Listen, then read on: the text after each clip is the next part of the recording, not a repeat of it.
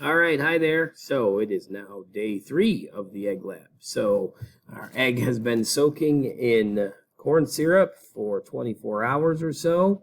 I'm going to dump out the corn syrup and rinse all the stuff off and do my measurements like I did before. So I'll be back in just a second. Okay, so here we are. Dumped out the corn syrup, have the egg in the cup. Looks decidedly different, I would say. I'm going to figure out its mass using the scale and its long circumference and short circumference using the measuring tape again. So, whoops, I need to turn over my document here and get my scale going here. All right, you can see the scale now.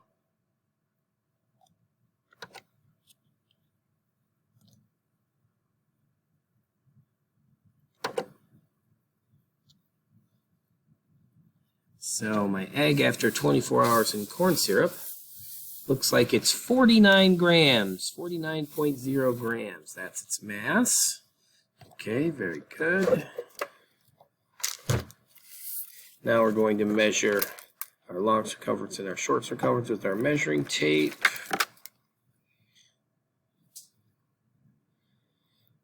The egg is decidedly squishier. Long circumference looks to be 14.2. Short circumference looks to be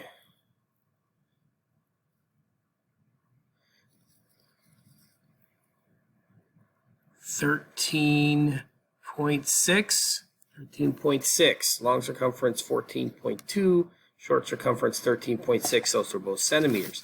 Now, I'm going to cover this in tap water and set it aside for another 24 hours to finish it up. I'll be right back.